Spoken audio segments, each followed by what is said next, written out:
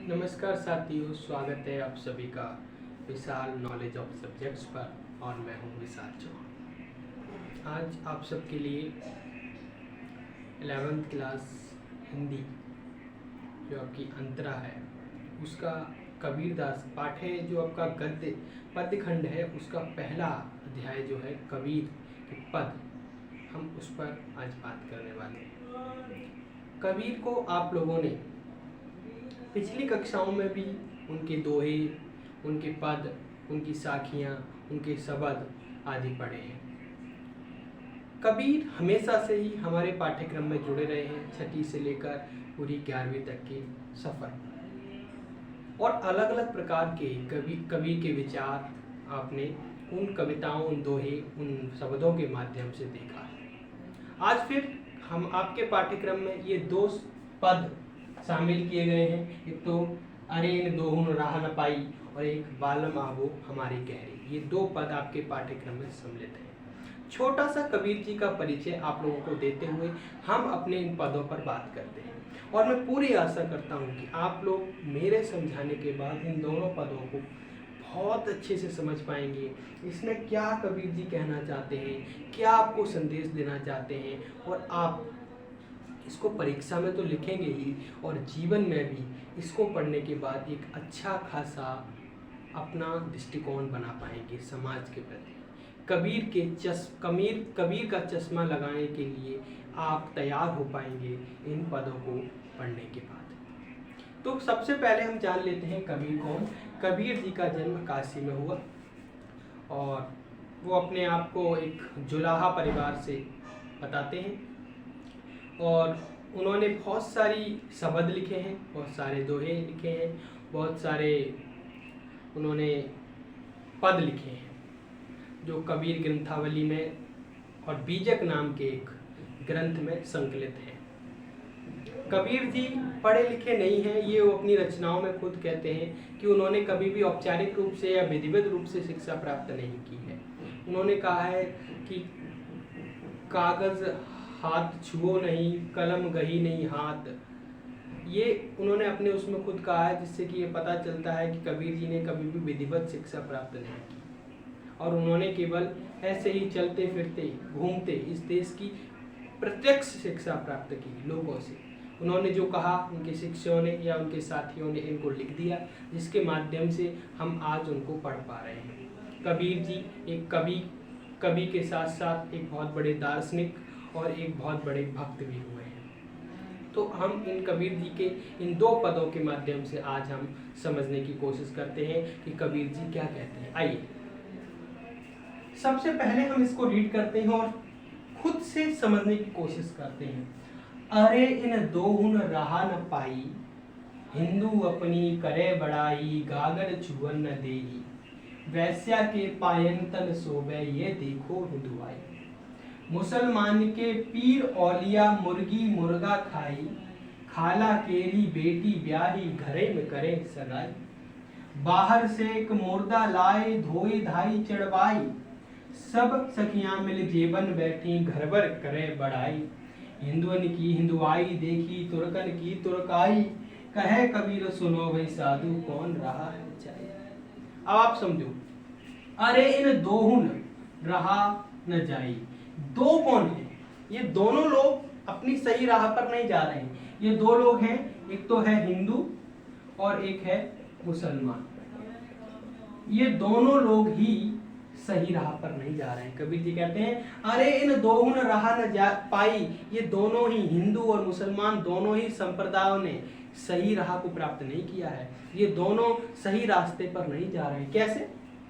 हिंदू अपनी करे बड़ाई, गागर छुअन न देही। जैसे यहाँ कबीर जी हिंदुओं में व्याप्त छुआछूत और जाति प्रथा पर कटाक्ष करते हुए कहते हैं कि जो हिंदू लोग अपने आप की बहुत बड़ाई करते हैं और अपने ही संप्रदाय के, अपने ही धर्म के एक व्यक्ति को अपने पानी पीने का बर्तन या किसी भी चीज को छूने भी नहीं देते हैं। दूसरे ही पद में बताते हैं कि ये महान खोखली महानता है, वास्तव में ये महान नहीं है। क्योंकि क्या करते हैं?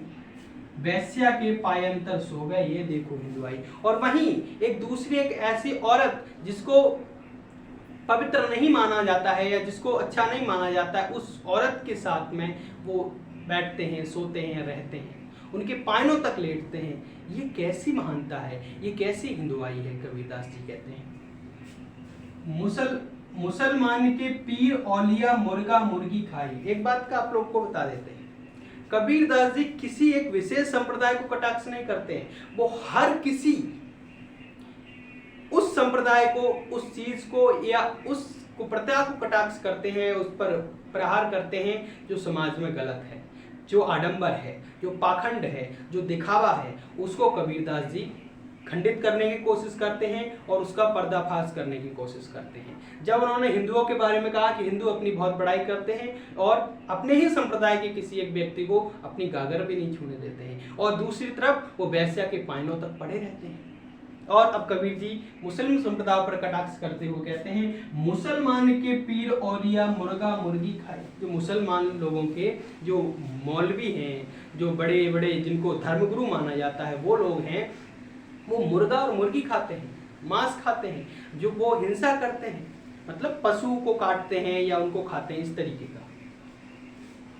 और क्या कहते हैं, खाला केरी बेटी ब्याहे घरे में सगाई। और मुसलमान लोग क्या करते हैं, खाला, खाला मन होता है, जो आपको यहाँ पर दिख रहा है, खाला मन होती मौसी, खाला केरी बेटी ब्याहे घरे में करे सगाई। और खाला की बेटी वास्तव में बहन लगती है और उसी से शादी कर लेते हैं, घर में ही विवाह कर लेते हैं। क्या कहते हैं, मुसलमान के पील औरिया मुर्गा मुर्गी खाई, खाला केरी बेटी ब्याही घरे में करे सगाई। बाहर से एक मुर्दा लाए धोई धाई चढ़वाई। बाहर से एक मुर्दा मतलब एक मरा हुआ पशु लाते हैं, एक मरा हुआ पक्षी लाते हैं और उसको खूब बढ़िया से घर में धोते हैं, साफ करते हैं।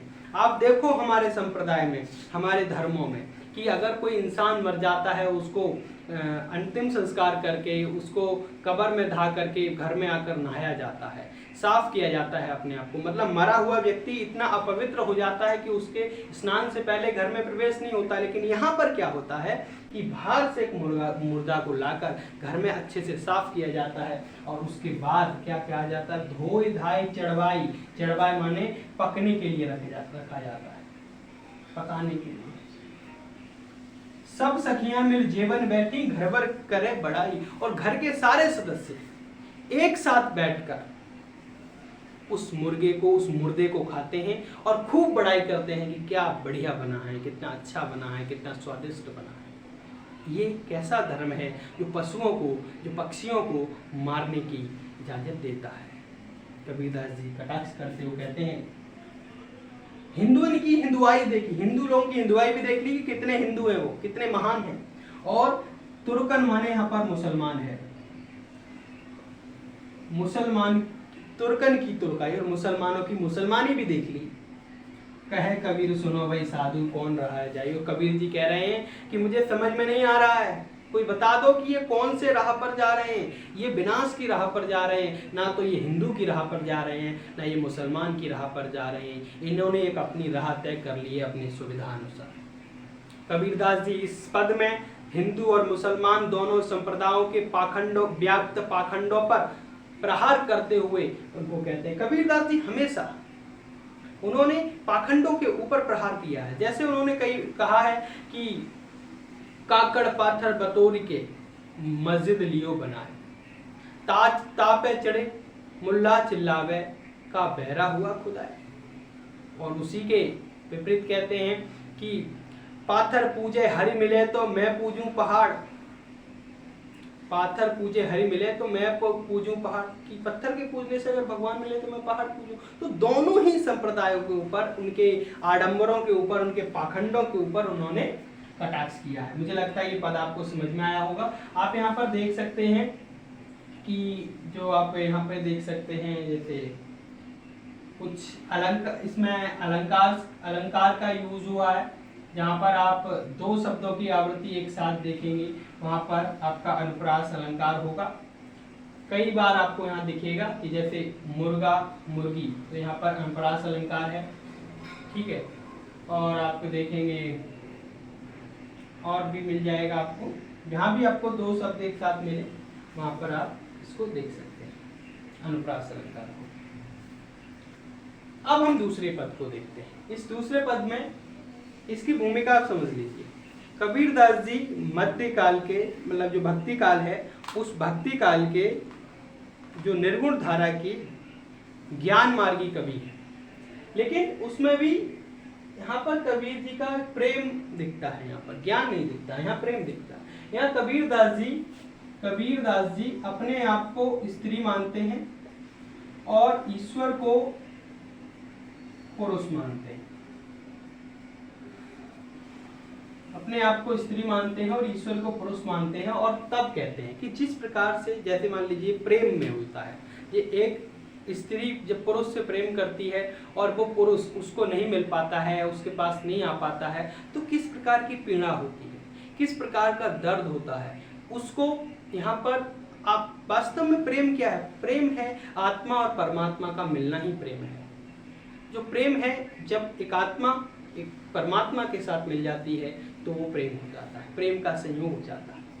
तो यहाँ पर कबीरदास जी एक आत्मा के रूप में स्त्री बनकर और ईश्वर एक परमात्मा के रूप में, पुरुष के रूप में देखते हुए कबीरदास जी कहते हैं, बालम आबो हमारे गहरे। बालम मतलब जो हमारे पति हैं, हमारे घर आओ। गहरे माने घर, हमारे घर आओ। भगवान को बुला के कहती हैं बालम, कहते हैं कबीरदास जी, बालम आबो हमारे गहरे, तुम बिन दुखिया देह। तुम्हारे बिना जो हमारी देह माने शरीर जो है वो बहुत दुखी है।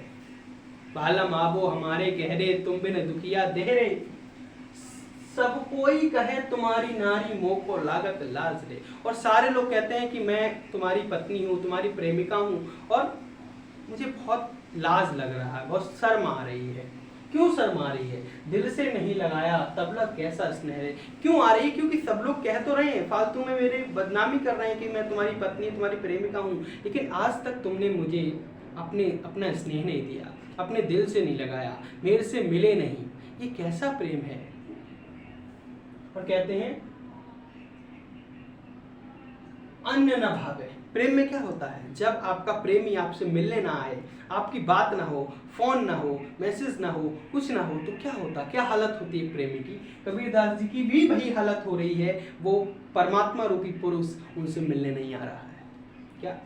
अन्न न भावे नींद न आवे, गृहवन धरे न धीर रे। ना तो अन्न भाता है, न नींद आती है, न घर में चैन मिलता है, न वन में चैन मिलता है। अन्न न भावे नींद न आवे, गृहवन धरे न धीर ने। न घर में न वन में धीर नहीं धरी जाती, मतलब चैन से नहीं बैठा जाता, हमेशा बेचैनी लगी रहती है। ना तो खाना अच्छा लगता है, न नींद ही आती है, न पानी अच्छा लगता है, न घर में चैन पड़ता है, न वन में चैन पड़ता है, कहीं चैन नहीं पड़ता। हमेशा तुम्हारी लाग लगी रहती है कि तुम कब आओगे, कब मेरे से मिलोगे। है कोई ऐसा परोपकारी? कबीरदास जी एक स्त्री के रूप में टेर लगाते हैं कि कोई है ऐसा उपकारी, कोई ऐसा है जो परोपकार कर दे, मेरे ऊपर एहसान कर दे, कि पिबसों कहे सुनाए दे, मेरे पति से जाकर मेरा संदेशा पहुंचा दे, मेरे प्रेमी से जाकर मेरी बात कह दे कि तुम्हारी प्रेमिका बेचैन है, उनसे जाके मिले आओ। अब तो बेहाल कबीर भयो है, बिन देखे जिए जाए रे। और तुम्हारे कबीर जी, अब मैं तो बहुत ज्यादा, कबीर जी कहते हैं, बेहाल हो गई हूँ, और तुम्हारे बिना मैं बिल्कुल जी नहीं पा रही हूँ, और अब जीना बहुत मुश्किल हो गया है तुम्हारे बिना। ये आपका दूसरा पद है कबीरदास जी का, और ये पहला पद, ये दोनों मैंने क्लियर किए हैं। अगर कोई आपका कोई बात समझ में नहीं आए, तो कोई दिक्कत हो, तो आप लोग कमेंट कर सकते हैं, उसमें पूछ सकते हैं। मैं अब 10th क्लास का जो 11th क्लास का जो आपका हिंदी का है, सारे पदों, हिंदी के सारे पदों और कहानियों को मैं समझाने की कोशिश करूँगा। और जो आपकी सोशल साइंस है उसको भी, पॉलिटिकल साइंस है उसको भी मेरा चल ही रहा है, उसको भी आप लोग चैनल को सब्सक्राइब कर सकते हैं और लाइक भी कर सकते हैं। Thank you.